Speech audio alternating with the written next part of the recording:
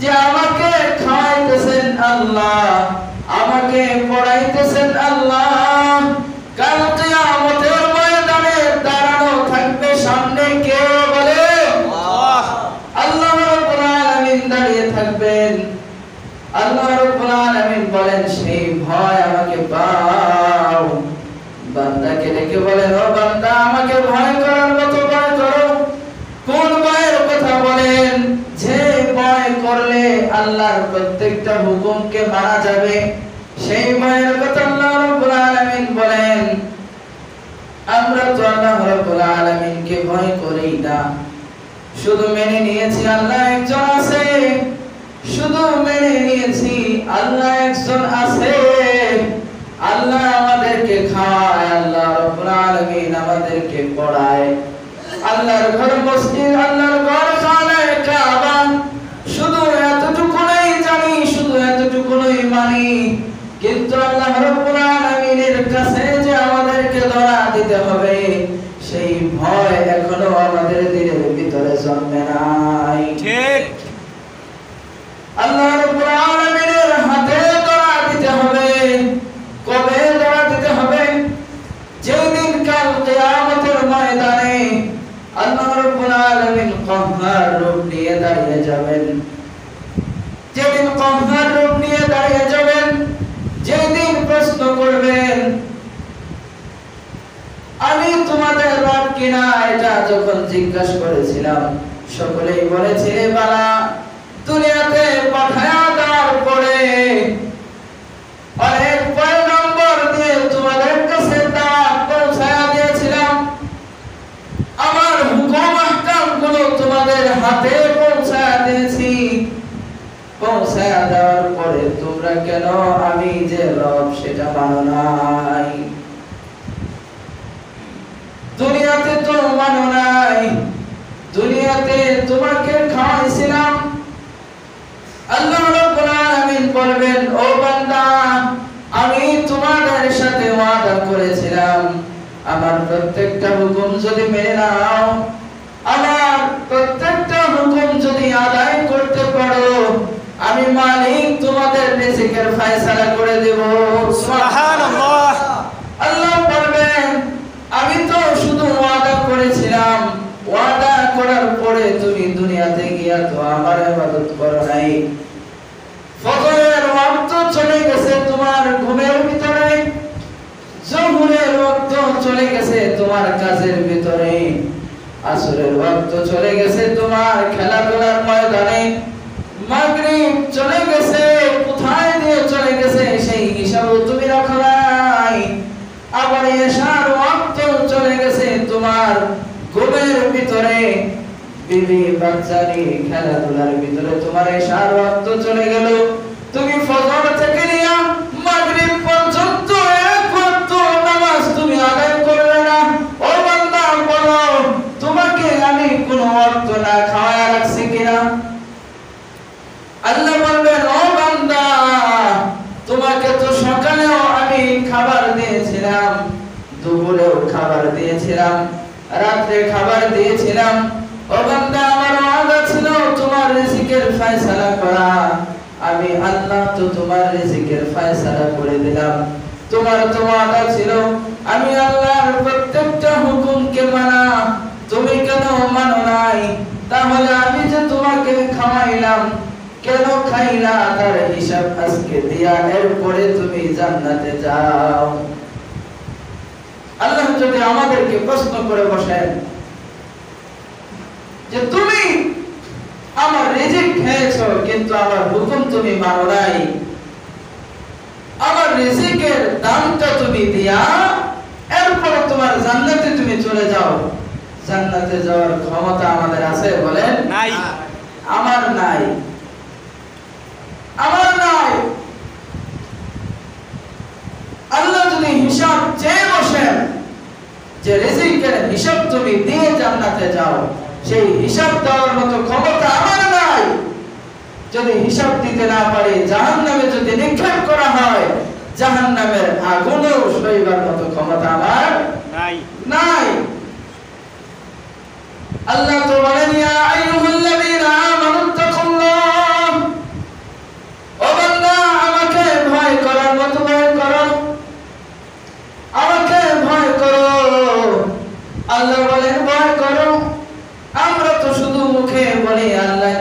পাই, কিন্তু কতটুকুন ভয় পাই আমাদের ইবাদতের দিকে তাকাইলেই বোঝা যায় কত ভয় পাই। এখন যদি জিজ্ঞেস করা হয় মহল্লায় যত পুরুষ আছে, যত নারী আছে, নামাজের উপযুক্ত যারা আছে, তাদেরকে যদি জিজ্ঞেস করা হয় ফজরের নামাজ কয়জনের হয়েছে, ওরা মহল্লা জিজ্ঞেস করা রাখবে না, এখানে যারা উপস্থিত আছি যদি জিজ্ঞেস করা হয় ফজরের নামাজ কতজনে আদায় করছে, আমার মনে হয় যে কয়েকজন পাওয়া যাবে। ঠিক কিনা বলেন? হয়তো অনেকে বাড়িতেও আদায় করতে পারে, কারণ জুমায় যতগুলো মুসল্লি দেখা যায় ফজরের, আজকের ফজরেও এতগুলো মুসল্লি হয় নাই, এতগুলো মুসল্লি হয় নাই। তবে জুমার নামাজ যাদের উপরে ফরজ হয়েছে, বলেন তো ফজরের নামাজ তাদের উপরে ফরজ ছিল কি ছিল না? তাদের উপরে ফরজ ছিল, কিন্তু ফজরের নামাজে কি করতে পারি নাই, আসতে পারি নাই। ঘুমের ভিতরে আমার ফজর চলে গেছে। সময় যায় রে অবহেলায় নামাজ পড়লাম না, নামাজ পড়লাম না আমি, নামাজ পড়লাম না। ফজর কাটে ঘুমের ঘরে, জোহর কাটে হাট বাজারে, আসর কাটে খেলার মাঠে, মাগরিব কাটে ঘাটে ঘাটে। এসা পড়ব পড়ব বলে পড়া হলো না, সময় যাই রে অবহেলায় নামাজ পড়লাম না, নামাজ পড়লাম না আমি, নামাজ পড়লাম না। সময়গুলো একে একে সব সময়গুলো চলে গেছে। আমি মাঝে মাঝে বলি যে আমাদের যুগে আমরা যারা আছি, আমরা সাধারণত দেখি 50, 60, 70 বছরের মধ্যে সমস্ত মানুষ মারা যায়। ঠিক কিনা বলেন? ঠিক। এর থেকে বেশি 80, 90 খুব কম হয়। তো এই সময়ের ভিতরে 60 বছরই ধরেন, কত বছর? 60 বছর। 60 বছরই ধরেন যে আমাদের সকলের হায়াত 60 বছর। যেমন বর্তমানে কত বছর বয়স আছে? 40 বছর। ধরে নেন 40 বছর বয়স আমার হয়ে গেছে, 60 বছর থেকে বাকি থাকে কতদিন? 20 বছর। আমি বলি সেখানে হায়াত আছে 10 বছর। আমি বলি 10 বছর। বলবেন যে হুজুর 10 বছর কিভাবে? আমি বলি ওখানে 10 বছরও নাই, আরো কম আছে। যে কেন? 20 বছর হায়াত যদি আমার আপনার জিন্দেগিতে থাকে, বাকি থাকে, তাহলে এই 20 বছরের ভিতরে 10 বছর দিন আর 10 বছর রাত্রি। ঠিক কিনা বলেন? ঠিক। 10 বছর দিন আর 10 বছর রাত্রি, তাহলে হায়াত কত থাকে বলেন? 10 বছর। কারণ 10 বছর তো ঘুমের ভিতরে কাটায় দিলাম, থাকে আর 10 বছর। এই 10 বছরের ভিতরে আমি মনে করি 5 বছর বাকি আছে। কত বছর? 5 বছর। 5 বছর। কেন? যে এই দিনের মধ্যে সকাল থেকে দুপুর পর্যন্ত মনে করেন কাজে লিপ্ত আছেন। কোথায়? কাজে। কাজে লিপ্ত আছেন। তাহলে 10 বছর থেকে বাকি থাকে কতদিন? 5 বছর। আমি মনে করি 5 বছর থেকে হায়াত আছে 2.5 বছর। কত বছর? 2.5 বছর। 2.5 বছর। যে 2.5 বছর কেন? যে দুপুর থেকে সন্ধ্যা পর্যন্ত চায়ের দোকানে, খেলার মাঠে, বাড়িতে আড্ডায় সময় আমার অর্ধেক চলে গেছে। বাকি থাকে কতদিন? 2.5 বছর। 2.5 বছর। তো 20 বছর বয়স থেকে যদি 2.5 বছর পর্যন্ত আমার হায়াত টিকে, এই 2.5 বছর সময়টুকু যদি ইবাদতের জন্য বের করা হয়, ইবাদতের সময়টা যদি 2.5 বছর বাকি থাকে, এই 2.5 বছর জিন্দেগিতে কতটুকু ইবাদত করছি এবার চিন্তা করেন। 2.5 বছরে ইবাদত করছি কতটুকু আছে? তাহলে দিন তো একের পরে এক চলে যাইতেছে, তাহলে আমাদের ইবাদত কোথায়? আল্লাহ যে বললেন ইয়া আইয়ুহাল্লাযীনা আমানু তাকুল্লাহ, সেটা কই? আল্লাহ তো বলে ভয় করো আমাকে। আল্লাহকে ভয় কতটুকু করলাম? মুসলমানের তো 24টা ঘন্টাই ইবাদতের ভিতরে কাটবে, ঠিক কিনা বলেন? ঠিক। 24টা ঘন্টাই ইবাদতের ভিতরে কাটবে। বলবেন 24 ঘন্টার ভিতরে তো 12 ঘন্টা ঘুমায়। রাসূল বলেন এশার নামাজ এবং ফজরের নামাজ যদি কেউ জামাতের সাথে আদায় করে, সারা রাত্রি যদি সে ঘুমায়ও থাকে, সারা রাত নফল ইবাদত করার সমান সওয়াব তার আমলনামায় পৌঁছে আসে। সুবহানাল্লাহ।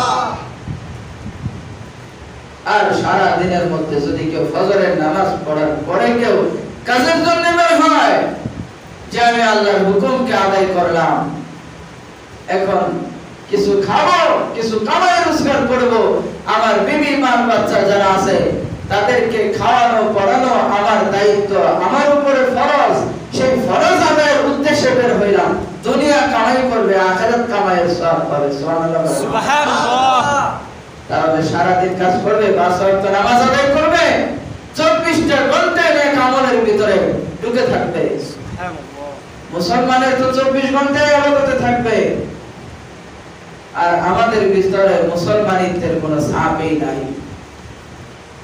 বলবেন কাজের তো সময় পাই না, মানে কাজ করতে করতে ইবাদতের তো সময় পাই না, তাহলে ইবাদত করব কখন? সময়টা কই?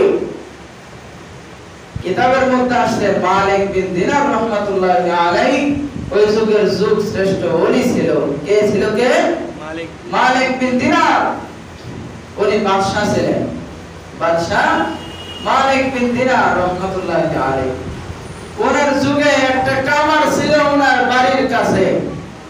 যে ব্যক্তি কামারের কাজ করে, বলেন তো উনি কি জমিদার নাকি দিনমজুর? দিনমজুর। দিনমজুর। তো সে কামারের কাজ করে, কামারের কাজ করতে করতে তো মালিক বিন দিনার রাহমাতুল্লাহি আলাইহি মারা গেছেন। ওই মালিক বিন দিনার রাহমাতুল্লাহি আলাইহির বাড়ির কাছে কামারটাও ইন্তেকাল করছেন। তো মালিক বিন দিনার রাহমাতুল্লাহি আলাইহি তো হইল ওই যুগের শ্রেষ্ঠ ওলি। তো ওনার বন্ধু ছিল আরেকজন আল্লাহওয়ালা। তো উনি কি করলেন যে এই দুই ব্যক্তি মারা যাওয়ার পর ওই আল্লাহওয়ালা ব্যক্তিটা, ওটা একটা আল্লাহর একজন ওলি, তো তিনি এরকম ঘুমে রাতে ঘুমায় গেছেন। ঘুমের ভিতরে স্বপ্নে দেখতেছেন যে জান্নাত তার চোখের সামনে ভেসে উঠছে। সুবহানাল্লাহ। জান্নাতটা ভেসে উঠছে। ভেসে ওঠার পরে উনি জান্নাতের দিকে তাকায় দেখেন যে মালিক বিন দিনার রাহমাতুল্লাহি আলাইহি জান্নাত পাইছেন, কিন্তু মালিক বিন দিনার রাহমাতুল্লাহি আলাইহি তো জান্নাত পাইছে, পাওয়ার পরে দেখেন মালিক বিন দিনার রাহমাতুল্লাহি আলাইহির ঘরের পাশেই ওই ঘরের থেকে বড় একটা ঘর ওখানে আছে, সেটা পাইছে তার বাড়ির পাশের কামার। সুবহানাল্লাহ। তো উনি দেখলেন যে মালিক বিন দিনার রাহমাতুল্লাহি আলাইহি থেকে বড় ঘর তার বাড়ির পাশের কামার পাইল। তো উনি চিন্তা করে গেলেন যে মালিক বিন দিনার তো ছিল ওই যুগের বাদশা, সে তো বাদশা ছিল, দান খয়রাত করতো অনেক বেশি, সে সব সময় অবসরে থাকতো, তার কর্মচারীর অভাব ছিল না, তার সংসার যা যা কিছু ছিল সবকিছু কর্মচারীরা করতো, গোলামেরাই করতো। তাহলে এত ইবাদতের পরেও যে কামার নিজের খাবার জোটাইতেই সারাদিন চলে যাইতো, এই কামার কি করে মালিক বিন দিনারের চাইতো বেশি বড় ঘর জান্নাতের মধ্যে পাইলো? এটা জানার খুব ইচ্ছা থাকলো তার ভিতরে।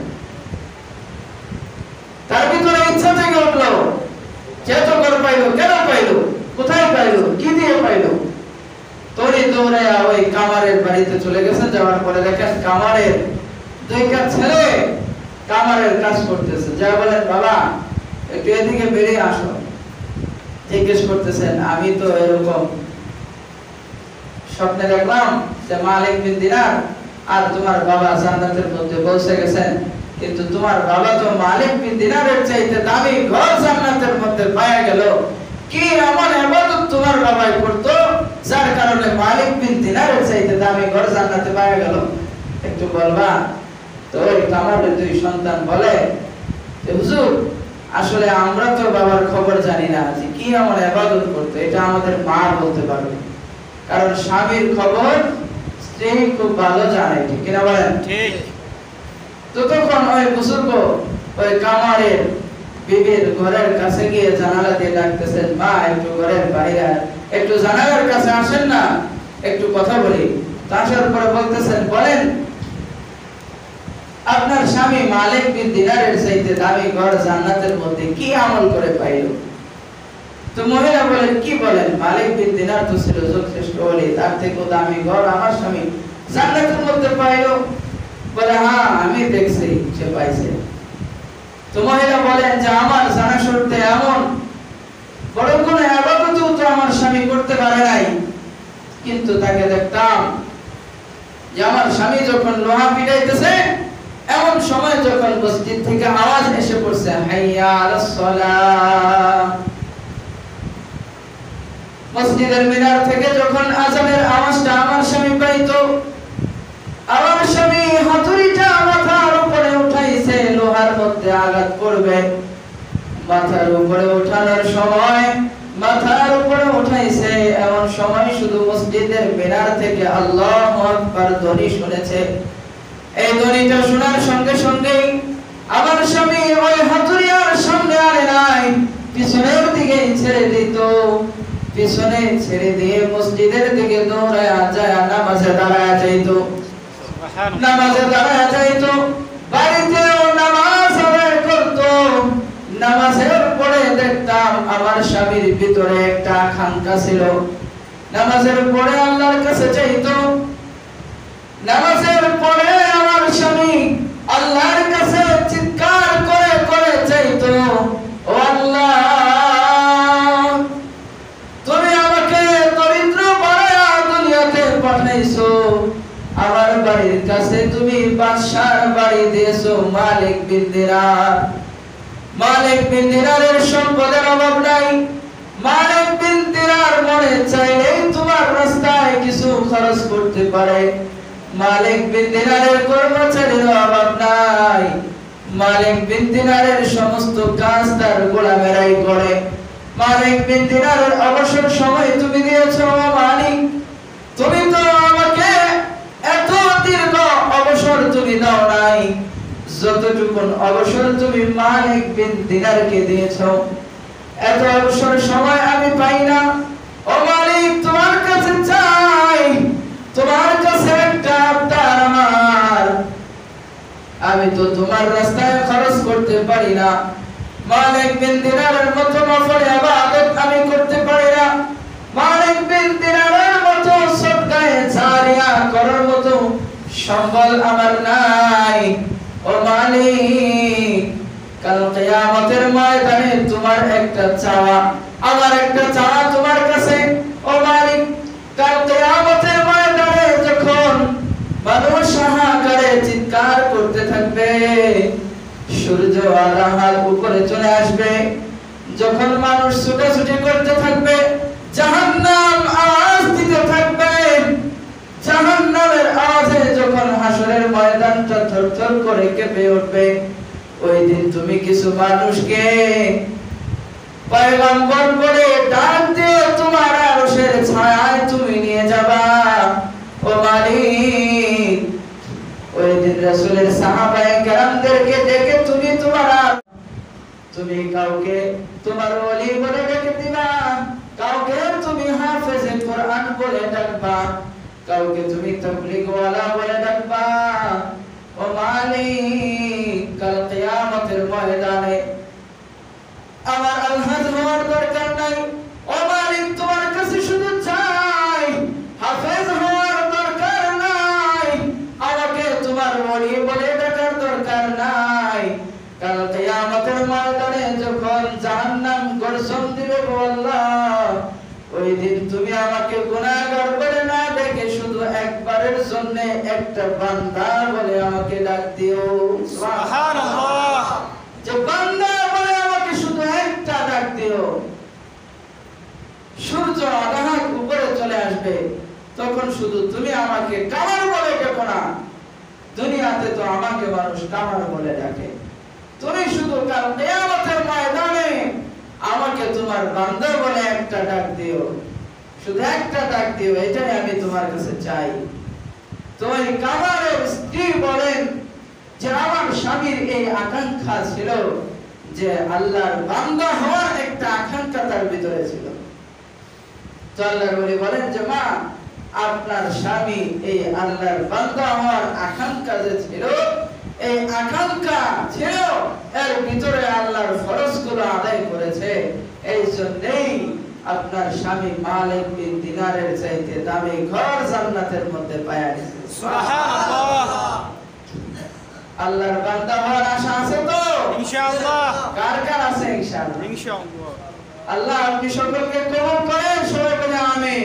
আমিন। আপনার দ্বীনের দায়ী হিসাবে আমাদের সকলকে কবুল করেন, সকলে বলে আমিন। আমিন। আর নয় যে আমরা তো দুনিয়াতে আছি, আল্লাহ তো আমাদেরকে খাওয়াইতেছে, আল্লাহ তো আমাদেরকে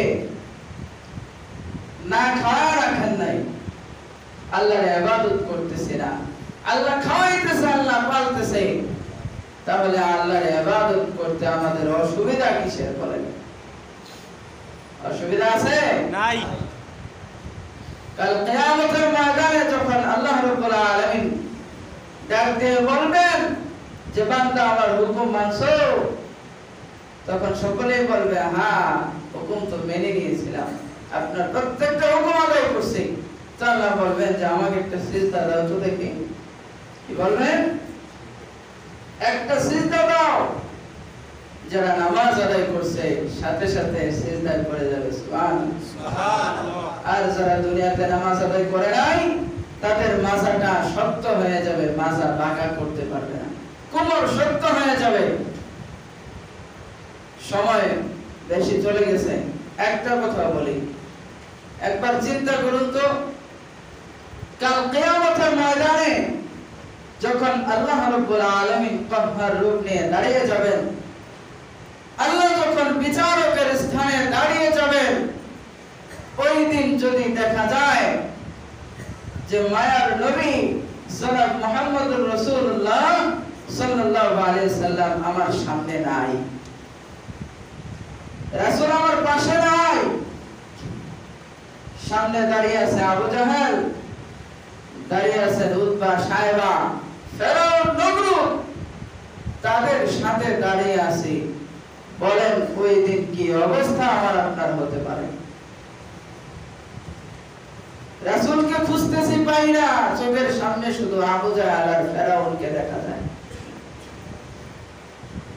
বলেন তো ওই দিন কি অবস্থা হতে পারে? আবু জাহেলের কাতারে দাঁড়াবো নাকি রাসূলের উম্মতের কাতারে দাঁড়াবো? বলেন। রাসূলের উম্মতের কাতারে। রাসূলের উম্মতের কাতারে যদি দাঁড়াইতে চাই, তাহলে রাসূলের কাজ আমাদের করতে হবে কি হবে না? হবে, অবশ্যই। সেই কাজ যদি করতে চাই, মসজিদ আবাদ করার দরকার আছে না নাই? আছে। মসজিদ আবাদ করা কি মসজিদ টাইলস করে সাদা বানানো? বলেন। না। মসজিদ কালার করে রঙিন বানানো? নাই। নাকি মসজিদ দালান করে শুধু উঁচা করা? এটা মসজিদ আবাদ করে না। মসজিদ আবাদ কাকে বলে? যে মসজিদের মধ্যে সব সময় ইবাদত হবে, সেটাকে বলে মসজিদ আবাদ। নামাজ পড়তে আসলে দেখা যায়, কিছুদিন আগেও দেখা গেছে যে আমাদের ফজরের আযান দিছে, ইমাম সাহেব একাই নামাজ পড়ে বাড়িতে চলে গেছে, জামাত হয় নাই। তো আলহামদুলিল্লাহ, আল্লাহ রাব্বুল আলামিন আমাদেরকে মোটামুটি কিছুদিন যাবত কিছু মুসল্লি দিয়েছে, আলহামদুলিল্লাহ বলেন না? আলহামদুলিল্লাহ। যারা মসজিদে আসতেছে শুধু তাদের উপরেই ফরজ নাকি সবার উপরেই ফরজ? সবার উপরেই ফরজ। সবার উপরেই ফরজ। তাহলে নামাজ পড়তে হবে কি হবে না? হবে। নামাজ পড়া দরকার না নামাজ পড়া আবশ্যক? দরকার। দরকার নাকি আবশ্যক? কোনটা? দরকার। আবশ্যক। নামাজ পড়তেই হবে। নামাজ দরকারও পড়তেই হবে। আল্লাহ রাব্বুল আলামিন হুকুম করেছেন নামাজ যদি না পড়ি, আজকে তো খাওয়াইতেছে, কাল কিয়ামতের ময়দানে যখন দাঁড়িয়ে বলবেন কেন খাইলা, হিসাব দাও। হিসাব দিতে পারবো? হিসাব দেওয়ার ক্ষমতা আছে কেন? নাই। নাই। তাহলে সেই আখিরাতের কামাই আমাদের করতে হবে কি হবে না? হবে। অবশ্যই হবে। তো যাই হোক, লম্বা আলোচনা হয়ে গেছে, আর আলোচনা বাকি আছে, করব না। থাক, যে পর্যন্ত হয়েছে আলহামদুলিল্লাহ। ভাঙা ভাঙা কিছু কথা বলছি, সমস্ত কথা আল্লাহ রাব্বুল আলামিন আমাদেরকে বুঝে আমল করার তৌফিক দান করেন, সকলে বলে আমিন। আমিন। আরেকটা কথা হলো যে গত জুমায় সিদ্ধান্ত হয়েছিল আমাদের মসজিদের মাইক ছিল না, ঠিক কিনা বলেন? ছিল, নষ্ট ছিল। নতুন করে করার নিয়ত ছিল সকলের,